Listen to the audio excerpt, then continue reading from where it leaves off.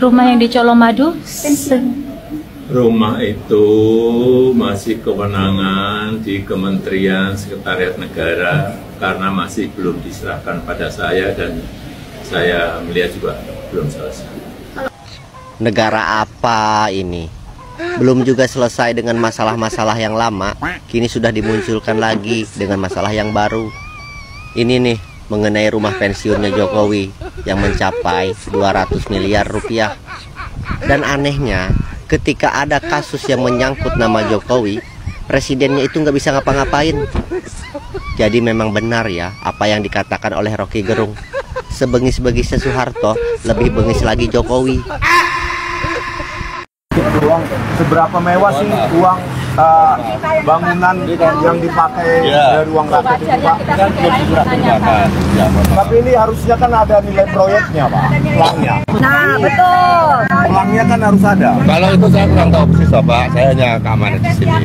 Demikian. Bapak Keamanan di sini tahu, tapi kita ke sini nggak ngapa-ngapain juga, Pak. Bapak keamanan. Pak, jangan Bapak ini udah berpangkat gitu, Bapak kan? Gubernur. Bener loh, Bapak jangan, Bapak.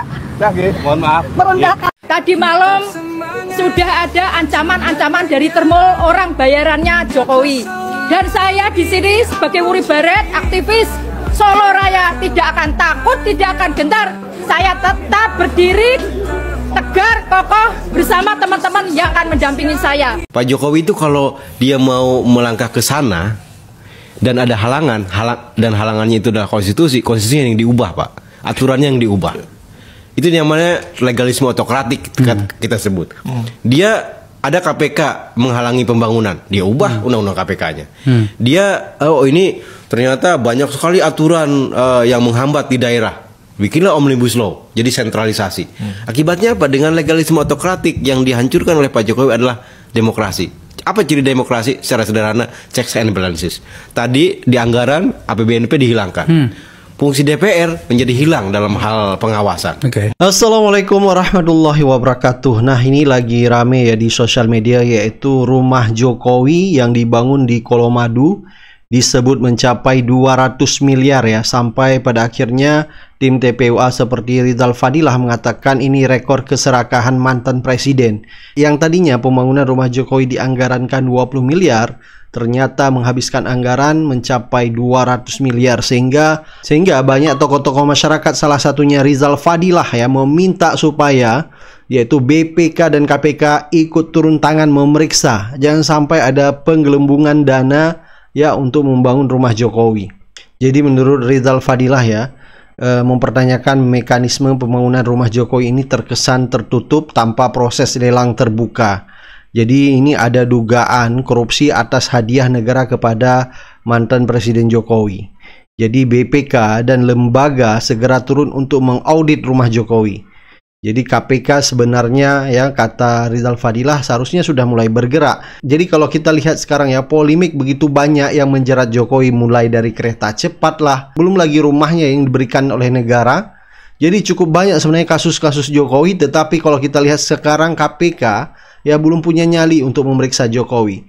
Sampai Mahfud MD mengatakan KPK itu takut sama Jokowi, karena kita tahu bahwa ketua KPK ya diangkat oleh Jokowi. Sehingga seperti Roy Suryo pun ya dan Rismon Sianipar akhirnya buka suara, yaitu tentang rumah Jokowi yang dibangun mencapai 200 miliar. Baik ya, langsung saja kita simak ya beberapa komentar dari Roy Suryo. Penting banget, tidak jauh dari tempat kita berada ada rumah baru dibangun yang bertempat di desa Bluluan, Colomadu. Ini melanggar aturan. Kenapa saya bilang melanggar aturan? Ada Undang-Undang nomor 7 tahun 78, khususnya pasal 8. Di situ jelas aturan berapa nilai maksimal untuk seorang mantan presiden. Maksimal plus minus 20 miliar. Maksimalnya 20 miliar. Berapa nilai tanah milik Jokowi yang dibangun oleh pemerintah? Dulu mungkin hanya 2.000 atau 3.000 meter. Sekarang menjadi 12.000 meter.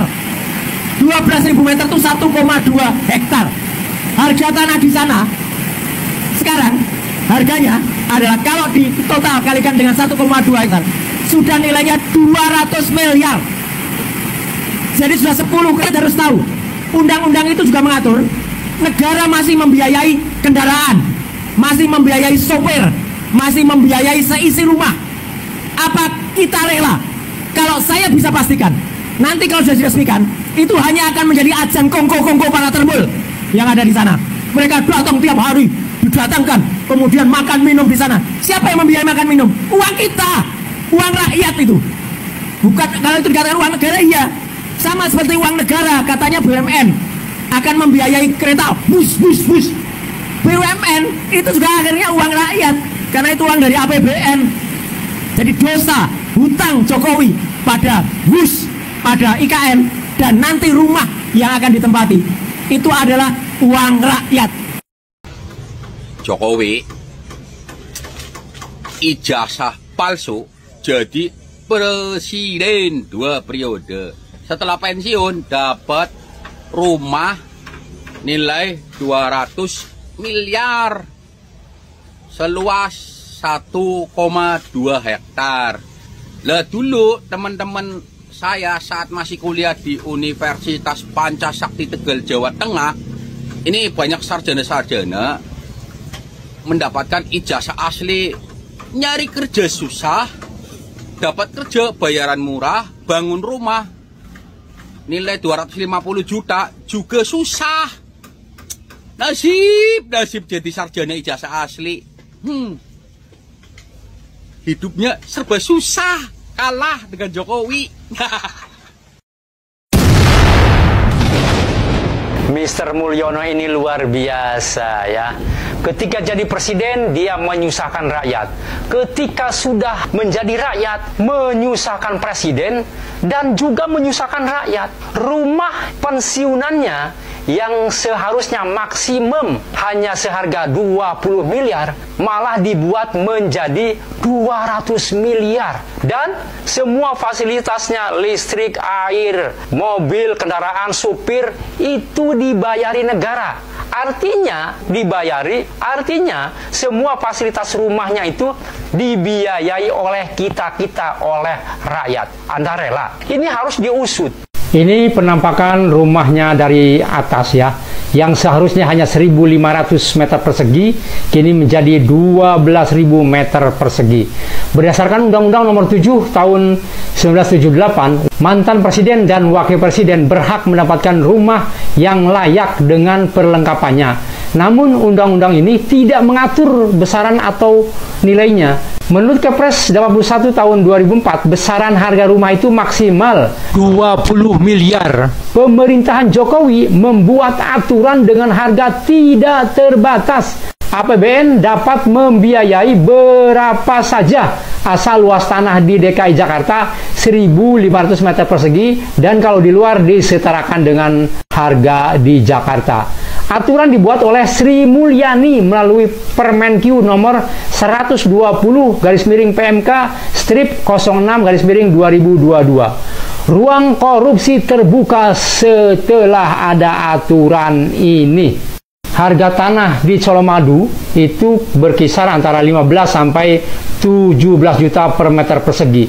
Jadi kalau 12.000 per meter persegi, maka tanahnya saja rumah untuk Jokowi itu sebesar 120 miliar. Wow, itu baru tanahnya saja ya, belum bangunannya. Semuanya itu dibiayai oleh uang negara. Uang negara itu dari pajak rakyat, dari kita-kita itu. Sri Mulyani telah membuka pintu bagi perampokan dana APBN terhadap aturan rumah Presiden Jokowi tersebut.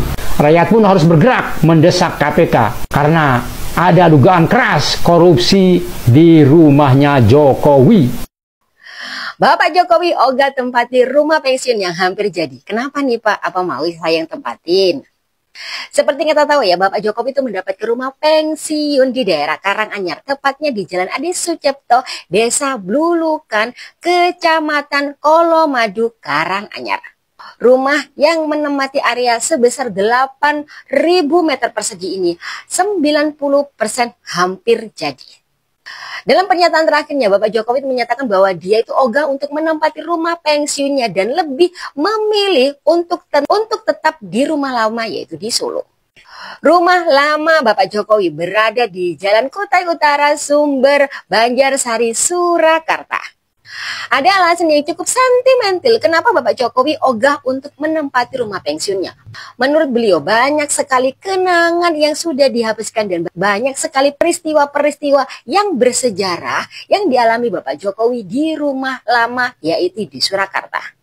Sebenarnya dulu Bapak Jokowi juga sudah pernah menolak rumah pensiun. Jadi ketika Bapak Jokowi berpasangan dengan Bapak Yusuf Kala pada waktu jadi presiden tahun 2014 sampai 2019, rencananya tahun 2017 itu Bapak Jokowi akan dibuatkan rumah pensiun. Tetapi Bapak Jokowi menolaknya. Pernyataan ini dibenarkan oleh Bayi Mahmudin yang menjabat sebagai Deputi Protokol Pers dan juga Media Sekretaris Negara atau Satpras. Memang banyak orang tua itu yang kadang tidak mau untuk meninggalkan rumah lamanya dan lebih nyaman tinggal di rumah yang memberikan kenangan bersama anak-anak dan istrinya. Mungkin itu juga yang dirasakan Bapak Jokowi untuk enggan meninggalkan rumah lamanya di Surakarta. Menurut Bapak Jokowi, rumah pensiun tersebut bisa dialihfungsikan sebagai balai pertemuan atau mungkin sekali bisa dibuka untuk umum. Bagaimana pendapat Anda tentang Bapak Jokowi yang memilih untuk berada di rumah lama dan ogah pindah ke rumah pensiun? Coba komen di kolom komentar. Yang Solo insya Allah akan berlipat-lipat kali. Kami akan schedulekan segera untuk segera turun menyeret dan menangkap Bapak Jokowi, setuju? Karena kata Ustadz Alfian Tanjung, bagaimana bisa diadili kalau dia tidak ditangkap, betul? Sekarang saya tanya, apa bisa emak-emak di sini menangkap Jokowi? Apa bisa ibu-ibu di sini menangkap Jokowi? Atau bapak-bapak yang di belakang bisa nggak nangkap Jokowi? Bisa nggak Pak? Berarti kita butuh tenaga yang lebih muda, yang lebih kuat, setuju? Tugas kita untuk mencari itu, PR kita maksimal tahun ini itu sudah harus terlaksana. Siap? Kita adili Jokowi, siap? Kita makzulkan Gibran, siap? Jangan lupa, maksimal tahun ini semua harus beres. Kasihan Bang Rismon, ya, ngurusin ijazah 2 beranak itu aja udah ampun-ampun. Belum lagi bininya, betul nggak? Tiba-tiba kok dia bisa punya titel SEMM. Emang itu orang nggak ada malu? Nir etika, nir etika, nir rasa malu. Kalau kita malu dong, betul nggak? Ijazah kok nyetak di pramuka, betul?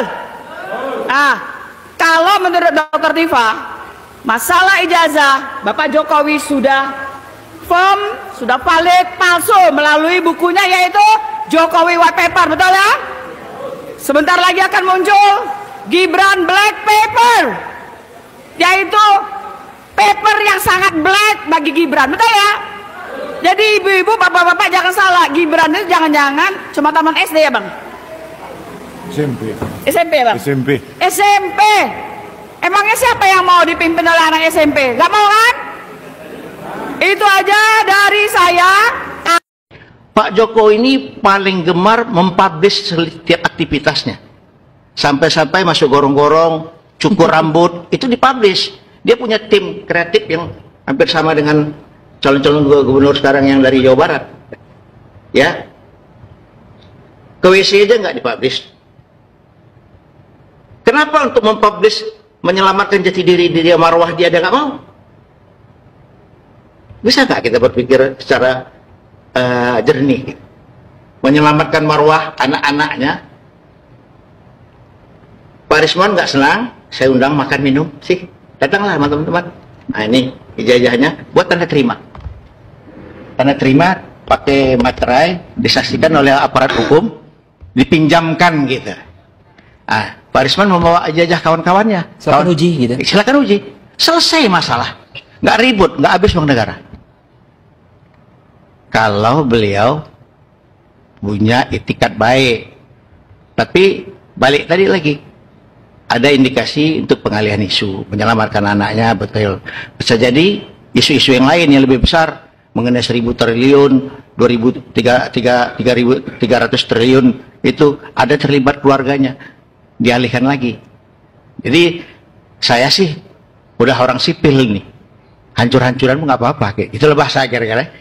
Udah orang sipil, jadi menyelamatkan anak saya yang udah menjadi calon putra mahkota, pasang badan. Gitu. Jokowi harus ditangkap. Dan saya sudah berulang-ulang katakan, kalau saya mengatakan dia boleh dituntut 17.000 tahun penjara. Nah, sementara yang namanya Bapak Dr. Abdullah Yamahua sebagai penasehat KPK sudah menegaskan di pasal 2 Undang-Undang KPK bahwa dia bisa dihukum mati, tuntutan hukuman mati. Jadi sekarang buat pemirsa semua, saya ingin katakan, dari 17 juta US dollar per sekian kilometer atau per sekian jarak tertentu, dengan barang yang sama, dengan jarak yang sama, di Indonesia itu 52 juta. Ya kan? Ini jadi persoalan kan, berarti ini catatan buat semua pemirsa, ini memang biang keladinya Jokowi sudah. Tidak ada lagi yang bisa. Karena apa? Dia bilang tidak ada visi dan misi menteri. Nah, dengan dia ngomong begitu, berarti segala hal yang terjadi, tanggung jawab Jokowi, dan tangkap Jokowi segera, adili dia, dan pastikan dia dihukum 17.000 tahun penjara. Jadi yang jelas, Jokowi harus bertanggung jawab di dunia dan di akhirat, itu urusan Allah. Karena Anda tidak pernah menggunakan kerangka-kerangka ilahiyat dalam berpendapat dan bersikap. Bongkar 3 bunker Jokowi. Itu kan sudah dinyatakan oleh salah satu tokoh PDIP. Ya kan, Bitor. Bang Bitor dengan tegas mengatakan ada 3 bunker Jokowi. Bongkar, dipakai untuk ngelunasin atau ngebayarin itu yang namanya kereta cepat. Ayo dibayar, dan kereta cepatnya itu disuruh bawa aja lagi ke Cina. Ya udah, ya ini gue bayar semua, berapa utangnya, perlu seluruh aparat-aparat agar Pak Prabowo memerintahkan untuk mensegel seluruh wilayah tempat bertinggalnya seorang Jokowi, karena diduga kuat bunker-bunkernya itu berisi uang menurut Bang Bitar Suryadi. Kalau betul menembus angka, kan dia pernah bilang 11.000 triliun ada di kantong saya.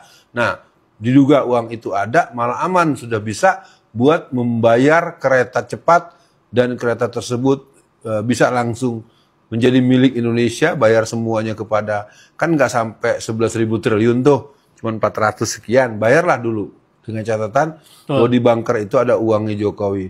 Benar atau tidak, wallahu alam. Kalau buat KPK menurut saya, Bung Kameramen, kita bantu. Karena bagaimanapun ada proses hukum. Memang membutuhkan delik aduan, Bung. Mungkin walaupun itu banyak malingnya. Iya, maksud saya kan jadi dia kagak kelihatan seolah-olah bukan disuruh Prabowo ya. Iya, betul. Jadi ada usulan masyarakat. Iya, betul. Maksudnya gini, yang penting kan Jokowi ditangkap. Betul. Jadi buat pemirsa, saya ingin mengatakan sebagai kalimat penutup, tidak lagi ada alasan apapun kecuali Jokowi harus ditangkap. Betul. Yang pertama. Yang kedua, untuk resiko gagal bayar, menurut saya ini memang harus dipahami dengan sesungguhnya, dan itu bisa terjadi. Tapi menurut hemat saya, Bung Kameramen, andaikan bunker yang dimiliki oleh Sambo, bunker yang dimiliki oleh Jokowi, bunker yang dimiliki oleh penjahat-penjahat, termul-termul, itu ditangkepin semua, rasanya bongkar. Ketemu itu. Iya. Ketemu itu semua, dan kita bisa langsung buat Pak Prabowo, usulan konkret di penutup saya ini, dari seluruh termul-termul, dari seluruh geng Solo, tangkap mereka, segala macam itu. Kalau ditangkap semua, ketemu itu, kita bisa lunasi semuanya, dan Anda keren sebagai Umar bin Khattab, baru saya bilang begitu.